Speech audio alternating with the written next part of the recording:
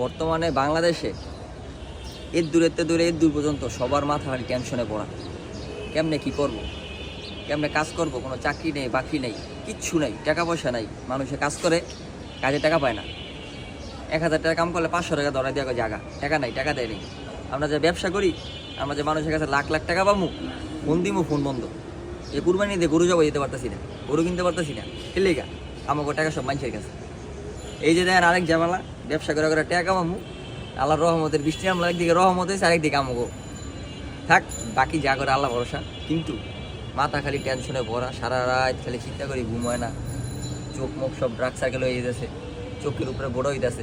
কি করবো কর, চিন্তায় পড়া, চেহারা মারা সব ভুয়া মুখা কাটিয়ে দিতেছি, টাকা পয়সা লাগবে। তো আমাকে এখন কী দরকার, মাথাটা ঠান্ডা করা দরকার। লেগা কি একটা কড়া লিগার দিয়া, আদা দিয়া, কড়া একবারে হিট দিয়া একটা চা খাইয়া মাথাটা ঠান্ডা কইরা তারপর চুপ কইরা বসে থাকা দরকার। আর আল্লাহর কাছে কওয়া দরকার, আল্লাহ আমাকে টাকা পয়সা ঠিকঠাকভাবে আনাই দেবো।